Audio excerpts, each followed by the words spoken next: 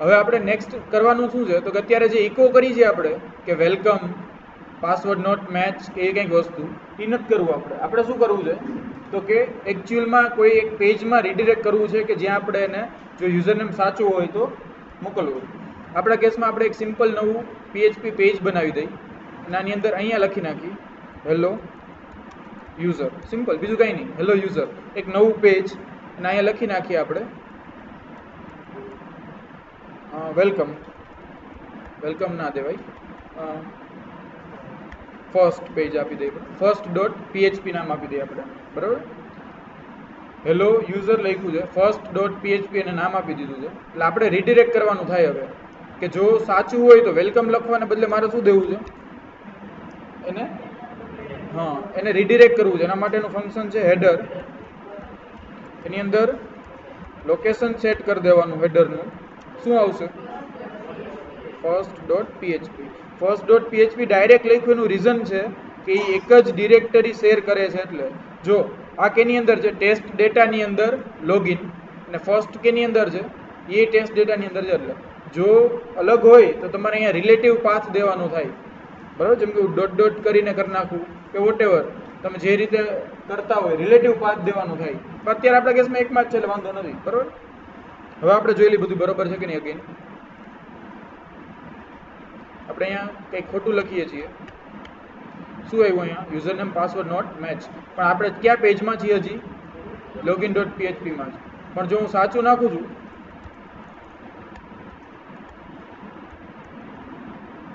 તો મને hello user બતાવ્યું, પણ કયા પેજમાં આવી ગયા આપણે જો ફર્સ્ટ ડોટ PHP. એવી જ રીતે જો ખોટું પડે છે યુઝરનેમ ને પાસવર્ડ તો હવે મારે શું કરવું છે? આગલા પેજમાં પાછું રીડિરેક્ટ કરી દેવું છે. મારે અહીંયા નથી બતાડવું, મારે ક્યાં બતાડવું છે? ઇન્ડેક્સમાં છે. એટલે હું અગેન આ કોપી કરી લઉં છું અને અહીંયા ક્યાં રીડિરેક્ટ કરી દઈ? ડોટ PHPમાં. બરાબર. એટલે આપણે જોઈ લઈ અગેન. હું ખોટું લખું છું કંઈક, પાછા અહીંયા આવી ગયા એ વાંધો નથી, પણ યુઝરને ખબર નહીં પડે એને શું વાંધો કર્યો, એને શું ભૂલ કરી ખબર નહીં પડે. તમારે કંઈક એરર મેસેજ ઉપર દેવો પડે કે ભાઈ શું વાંધો છે, બરાબર, કે તમને પાછા અહીંયા રીડિરેક્ટ કર્યા. કોઈકને એમ થાય કે સાઇટમાં પ્રોબ્લેમ છે, થતું નથી, તમે એને આપણે સ્પેસિફિક દેવું પડે કે ભાઈ યુઝરનેમ પાસવર્ડ ખોટા છે એટલે અમને તમે પાછા અહીંયા લઈ આવ્યા છે, બરાબર. જો એના ઘણા બધા રસ્તા છે. સૌથી સિમ્પલ અત્યારે આપણે એ બરોબર છે. તમે ગેટ મેથડ યુઝ કરો. ગેટ એટલે ક્વેરી સ્ટ્રિંગની અંદર ડેટાને પાસ કરી દો. એરર ERR ઇક્વલ ટુ કોઈ પણ એક કોડ જે તમારે દેવો છે એ, જેમ કે user name password not match. હું આપું UPNM, user name password not match. Error શું થશે? આપણી ઇન્ડેક્સ અને એની વેલ્યુ શું થશે? UPNM. ઓકે. એટલે હવે આપણે આ કન્ડિશનને અહીંયાથી થ્રો કરી દીધી. આપણે અહીંયા કંઈક ખોટું લખો તો જો અહીંયા ડેટા આવી ગયો આપણી પાસે, બરાબર. પણ હવે આપણે એને ગેટ કરવાનું થાય ડેટાને. એટલે ઇન્ડેક્સની અંદર અહીંયા સૌથી ઉપર હું PHP ચાલુ કરીને એની ગમે ત્યાં કરો, તમારે જ્યાં ડિસ્પ્લે કરવું છે ત્યાં. જો અત્યારે આપણા કેસની અંદર શું છે કે આપણે બોડીની અંદર ખાલી એટલી વસ્તુ છે, બરાબર. આપણે આ જ વસ્તુ કેની અંદર કરવી છે જો હું તમને કહું, આજે જ હું તમને એક ડેમો બતાડીશ. આપણે એક ટેમ્પલેટ રાખ્યું હતું જોવા માટે, બરાબર. જેમ કે અહીંયા index.php છે. મારે એવું કરવું છે કે અહીંયા એરર બતાડવી છે અહીંયા, તો મારે એ કોડ અહીંયા લખવાનો એરરનો. મારે અહીંયા બતાડવી છે તો હું અહીંયા એરરનો કોડ લખું. ટૂંકમાં જ્યાં તમારે ડિસ્પ્લે કરવી છે ત્યાં એ કોડ લખવાનો, બરાબર. આપણે અહીંયા આવશું પાછા આ index.phpમાં કઈ રીતે અહીંયા વર્ક કરે છે. આપણે અત્યારે અહીંયા એરર બતાડવી છે કે જ્યાં યુઝરનેમ ને પાસવર્ડ માગે છે ને એની ઉપર, આની ઉપર અહીંયા બતાડવી છે આપણે એરર, એટલે હું અહીંયા લખું છું. નીચે બતાડવી હોય તો તમે ક્યાં લખી શકો? અહીંયા, રાઈટ. ને ફોર્મની બહાર રાખો તો કોઈ ઇસ્યુ નથી, પણ બોડીની અંદર, રાઈટ. સૌથી પહેલી કન્ડિશન કરી આપણે ચેક ઇફ કે $_get, કેમ કે આપણે ગેટ મેથડથી મોકલું અને ઇન્ડેક્સ શું થશે? એરર, બરાબર. તમે ડાયરેક્ટ જો આ રીતે ચેક કરી શકો $_get error ઇક્વલ ટુ શું થશે? યુઝરનેમ પાસવર્ડ નોટ મેચ, બરાબર. અહીંયા તમે ઇકો કરી દો. ઇકો એટલે શું થયું? ઇકોનો મતલબ સિમ્પલ શું થયું? ઇકો એટલે ઇકોની અંદર જે લખ્યું હોય ને તમે અહીંયા જેમ કે આ લખ્યું છે, તો PHP શું કરશે? સિમ્પલી અહીંથી આને ઉપાડશે અને અહીંયા એને બદલે રિપ્લેસ કરી દેશે. એટલે અહીંયા આપણે સિમ્પલી શું કરવાનું થાય, HTML નો કોડ જ લખવાનો છે ડબલ કોટની અંદર, કેમ કે એ બહાર જ નીકળી જવાનું સિમ્પલ. એટલે જો ફોન્ટ ડેપ્રિકેટેડ વસ્તુ છે, પણ હું અત્યારે યુઝ કરું છું, આપણને ઇઝી પડે એટલે, બરાબર. તમે યુઝ ન કરતા. રેડ કલર આપણે આપી છીએ અને અંદર લખી નાખી user name or password not match. તમે ફોન્ટ યુઝ ન કરતા, ડેપ્રિકેટેડ વસ્તુ છે, CSS વાપરવાની હોય.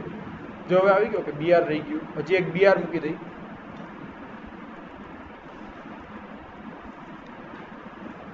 આવી ગઈ error, user name password not match. કેમ કે અત્યારે આ સેટ થયેલું છે. તમે જ્યારે પહેલી વાર રન કરશો ત્યારે નહીં આવે, બરાબર. પછી તમે અહીંયા લખો છો કંઈક ખોટું, એટલે રીડિરેક્ટ થયું પાછું અહીંયા, અને અહીંયા શું આવી ગયું, user name password not match. Okay. હવે એવી જ રીતે આપણી પાસે એરર થ્રો કરવાનો મિકેનિઝમ છે. જો બને ત્યાં સુધી આ સારી પ્રેક્ટિસ નથી આવી રીતે કરવું. શું કરાય તો કે આને આખાને એક પહેલા કવર કરી લેવાય. કેનાથી તો કે ઇઝ સેટ ફંક્શન છે, ચેક કરવા માટે સેટ થયું છે કે નહીં. ગેટ આ ફંક્શન શું યુઝ કેના માટે થશે તો કે પહેલા તો એ ચેક કરશે કે એકઈ જાતની એરર આવી છે, બરાબર. કોઈ પણ જાતની એરર છે તો કેવા ટાઈપની છે એ. પણ જો એરર જ ન હોય તો આપણે કઈ કેવા ટાઈપની છે ચેક કરવાની જરૂર નથી, રાઈટ. એટલે આ વસ્તુ રેડી. હવે પાછા આપણે login.php માં જઈએ. હવે આપણી પાસે એરર થ્રો કરવાની મિકેનિઝમ છે, તો આપણે બધી વસ્તુ થ્રો જ કરવી છે. આપણે કંઈ પણ જાતની વસ્તુ પ્રિન્ટ લોગિનમાં નથી કરવી, કેમ કે એ કંટ્રોલર છે, અહીંયા કંઈ પ્રિન્ટ નથી કરવું આપણે. એટલે પાસવર્ડ ખોટો છે, મસ્ટ નોટ બી એમ્પ્ટી, એને હું રિપ્લેસ કરી દઉં અને એનો કોડ આપી દઉં પાસવર્ડ એમ્પ્ટી, PE આપી દઉં, બરાબર.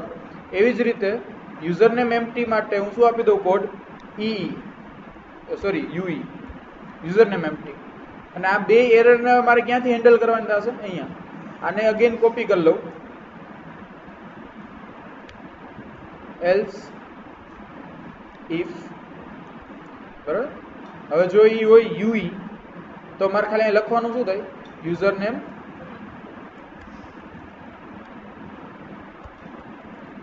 Must not empty.